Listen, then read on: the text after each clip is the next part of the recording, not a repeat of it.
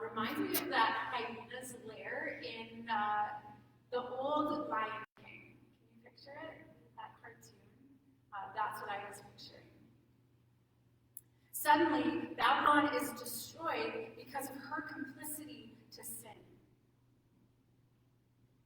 Because she's participated in and allowed to flourish all those things that are outside of what is good and right, what God wants for the world. Then we read this, starting in verse 4. Then I heard another voice from heaven saying, "Come out of her, my people, lest you take part in her sins, lest you share in her plagues. For her sins are heaped as high as heaven, and God has remembered her iniquities. Pay her back as she herself has paid back others, and repay her double for her deeds. Mix a double portion for her in the cup that she mixed, as she glorified herself and lived in luxury. So give her a like measure of torment and mourning. Since in her heart she says, I sit as queen, I am no widow, and mourning I shall never see. For this reason, her plagues will come in a single day, death and mourning and famine, and she will be burned up with fire, for mighty is the Lord God who has judged her." In these verses, we see Babylon's arrogance and sin being matched with judgment, and even doubled. Death and mourning and famine and fire are the judgment that are being placed on her. Something interesting to know, whose voice is calling the people out of Babylon. It says this, just to remind you, "Come out of her, my people, lest you take part in her sins." Whose voice is that? The commentators say because the voice says "my people," the assumption is that it's the voice. The voice we've already heard that's been speaking to John, and it's the voice of Christ. And this voice is issuing a warning: come out of her, lest you take part in her sins, the voice says. Yahweh says the same thing to his people through Jeremiah before the actual Babylon even takes them into captivity. And God foretells Babylon's demise here too. Babylon has become a horror among the nations. This is from Jeremiah 51. Her cities have become a horror, a land of drought and a desert, a land in which no one dwells. Sounds familiar. The wall of Babylon has fallen. Go out of her midst, my people. Let everyone save their life from the fierce anger of the Lord. Babylon's sins must have been tempting if the people are being told to leave her behind. And I think we understand that the sins of empire are tempting. We understand how easy it is to live in privilege, for example, and not even recognize that we're living in it. How easy it is to participate in systems that exploit people and the earth and not even give it a second thought. It's part of living in empire, isn't it? Tim and I visited the Mob Museum in Las Vegas about 10 years ago. The National Museum of Organized Crime and Law Enforcement, that's its subtitle. It was an excellent experience. I remember being fascinated at this look into prohibition. Do you remember what prohibition is? I'll read the Encyclopedia Britannica description. Prohibition was the legal prevention of the manufacture, sale, and transportation of alcoholic beverages in the United States from 1920 to 1933. Essentially, alcohol was made illegal to manufacture it, and then obviously also to drink it, probably.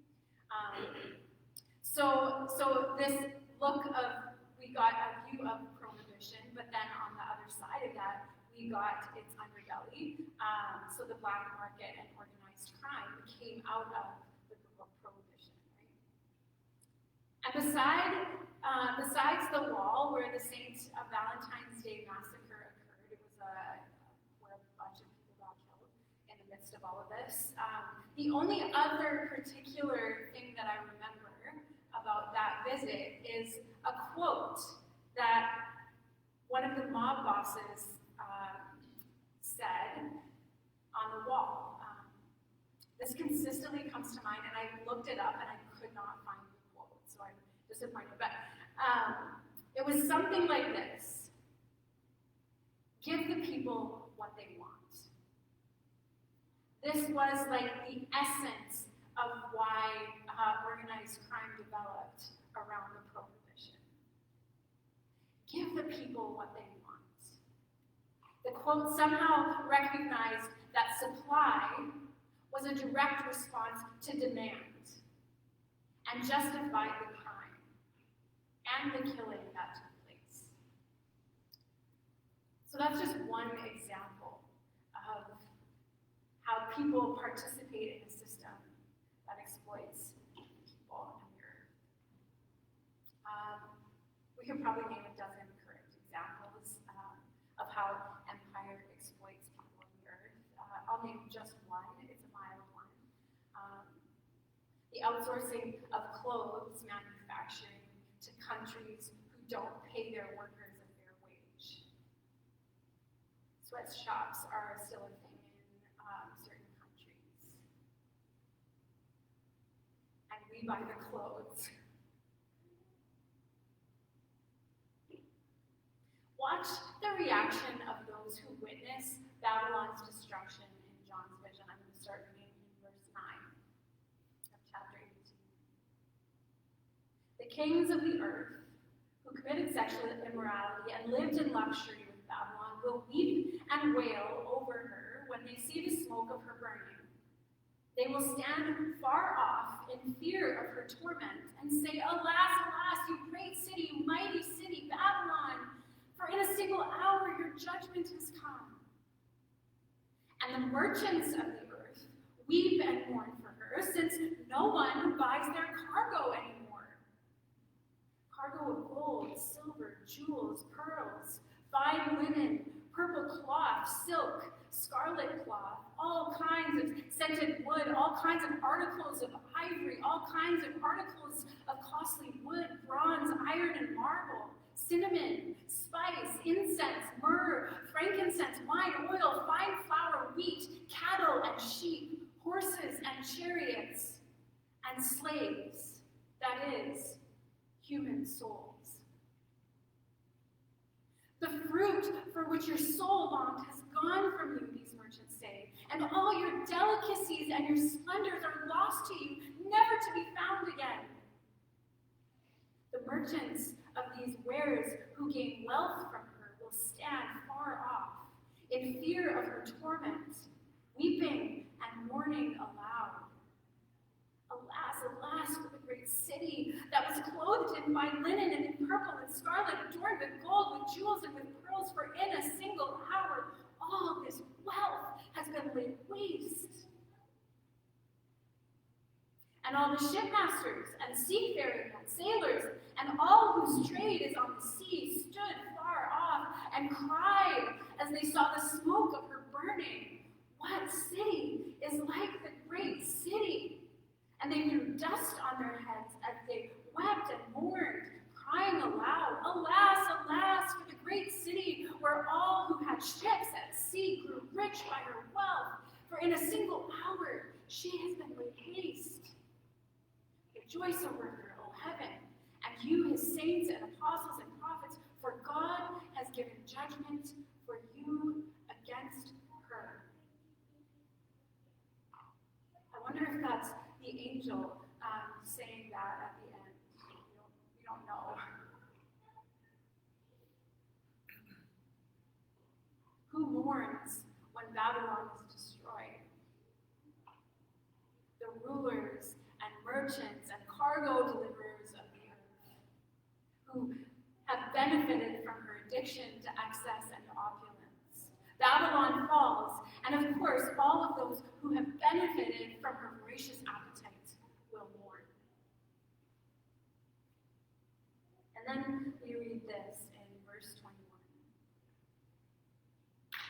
Then a mighty angel took up a stone like a great millstone and threw it into the sea, saying, "So will Babylon, the great city, be thrown down with violence and will be found no more." This is an echo of Jeremiah 2. After Jeremiah dictates a very long judgment oracle against Babylon to his scribe, Sariah, in chapters 50 and 51, he tells Sariah at the very end of 51 that when he goes to Babylon, so Sariah is making his way to Babylon, he's supposed to read all of these words, this oracle, this judgment against Babylon, and he's going to finish up by saying this: "O Lord, you have said about this place that you will cut it off so that nothing shall dwell in it. It shall be desolate forever." And then Jeremiah says to Sariah, "When you finish reading this book, tie a stone to it and cast it into the middle of the Euphrates and say, 'Thus shall Babylon sink, to rise no more, because of the disaster I'm bringing upon her.'" So through Jeremiah and Revelation, we readers get this picture that empires who stand against God and God's ways will someday be destroyed. I'll keep reading a little bit more here. "The sound of the harpists and musicians, of flute players and trumpets, will be heard in you no more," we're told, or Babylon is told. "And a craftsman of any craft will be found in you no more, and the sound of the mill will be heard in you no more, and the light of the lamp will shine in you no more, and the voice of the bridegroom and bride will be heard in you no more, for your merchants were the great ones of the earth, and all nations were deceived by your sorcery. And in her was found the blood of the prophets and of saints and of all who have been slain on the earth."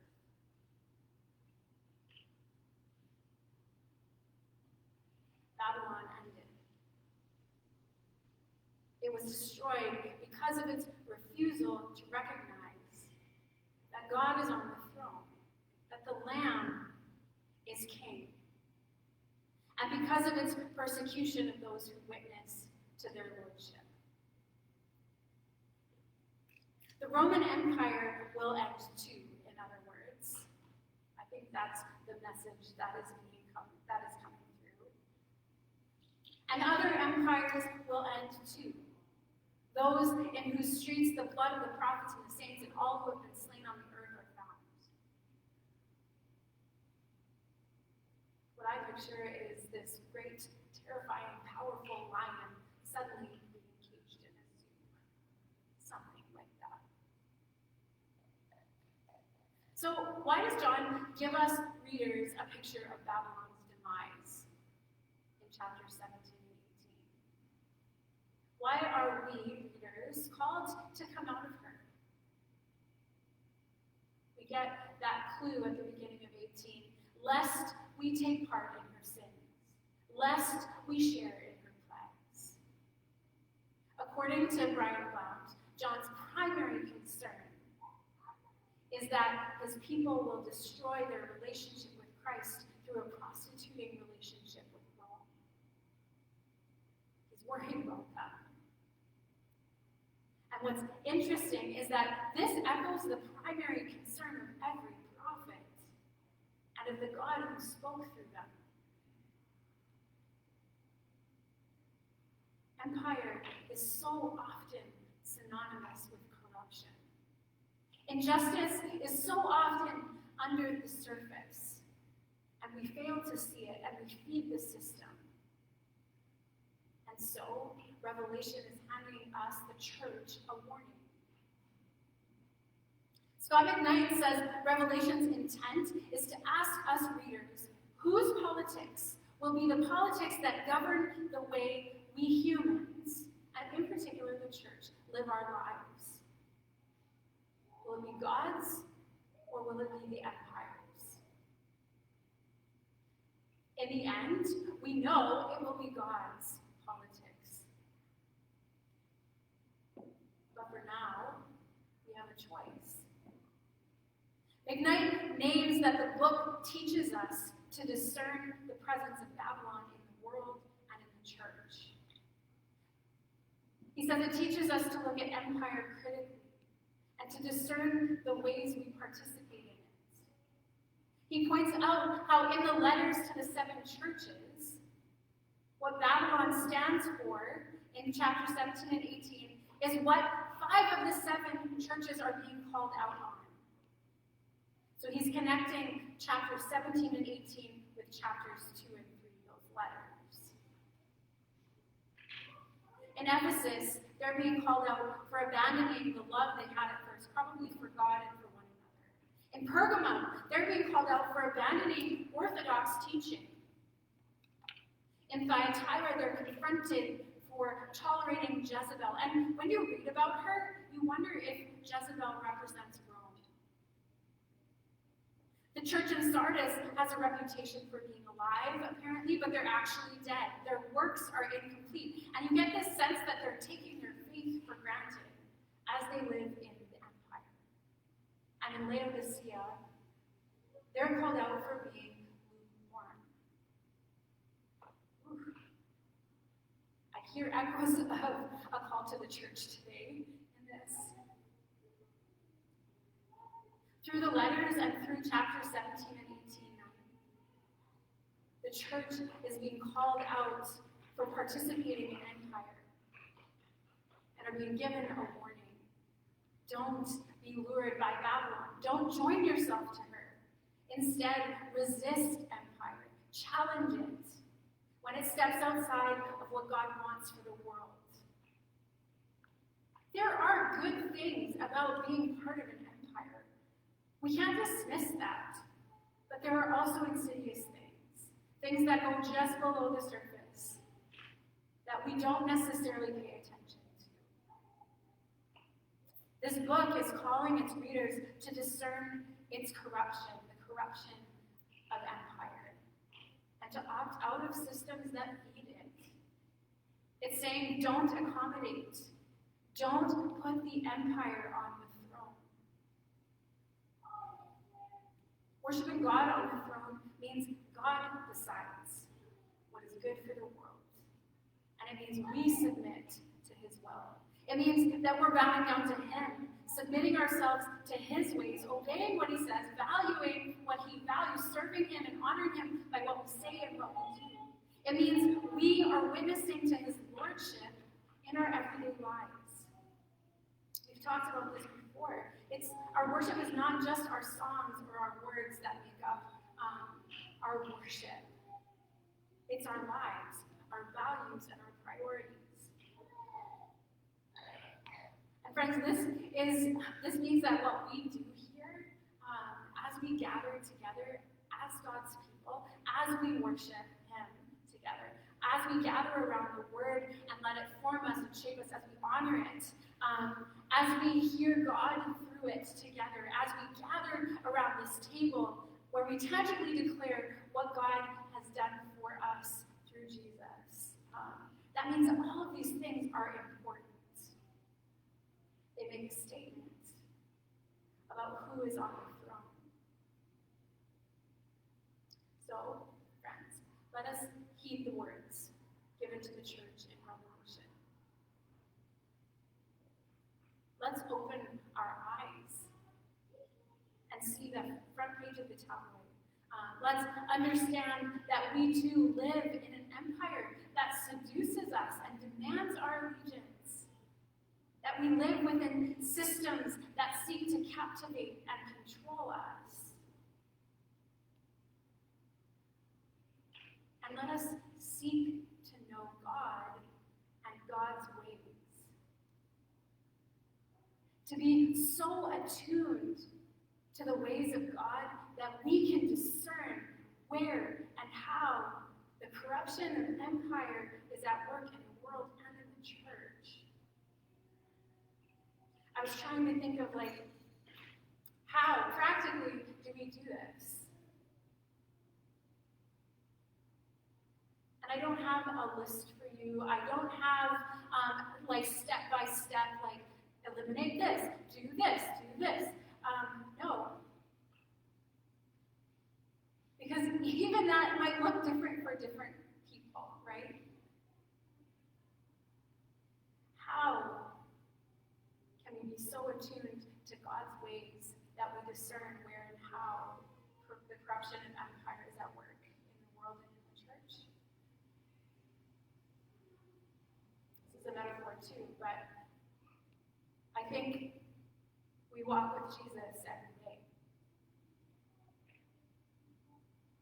We seek to know him. We get to know him. We spend time with him. And in doing that, this will form our lens. It will help us discern. So I'm going to end with this. At the retreat that I was at a couple of weeks ago, there was some formation pieces that were part of the retreat, like they had a speaker and a few speakers. And the one lady who was speaking put up like probably a dozen pictures on a screen, and she asked us to choose one picture that sort of described where we were at. And I didn't like my picture that came to me. It was a picture of a frayed rope. And it felt sort of hopeless to me and uncomfortable. Like, I was actually super uncomfortable with it. I actually wanted mine to be the path where you can't see the next end. That's usually mine. But it wasn't this time. It was this frayed rope. And we were asked to ask God for a reassurance coming out of this picture. And my request, and I'm trying to think of how I put it, is that everything in my life, so many things, but won't break me. Like that was my request. I wanted reassurance that the tension that I experience as I'm pulled in many directions won't break me. That I will have the tenacity to continue doing what I'm doing. This call. So anyway, I get home and it's just this past week, and I have what I do is I have a spiritual director. So I was having a conversation with her this week, and I talked about this frayed rope. And she was like, "Hey, I want you to sit with that for a minute." And then, just in silence, and she said, I want you to invite God or invite Jesus into that picture. I'm always skeptical. God consistently shows up in those moments for me. It's different for everyone. So I did. I asked God for Jesus to show up in that picture. And the picture I got was me handing that rope to Jesus and him just holding it in his hand. We were sitting next to each other. And he starts to kind of remake the rope. He just lays the pieces of the rope on top of the rope, the free pieces. And suddenly the rope looks brand new.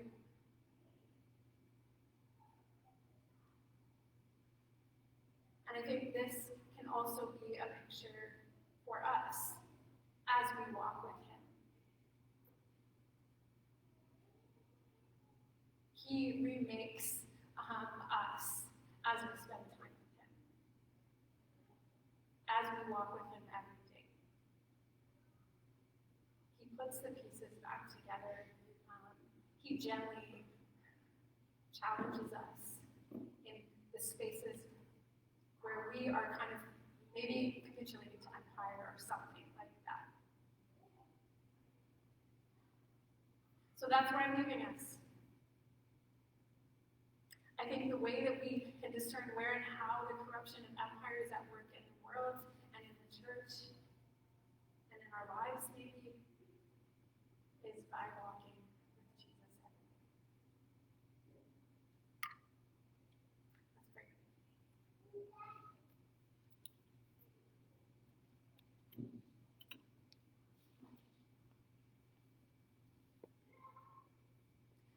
we are looking forward to the day when the whole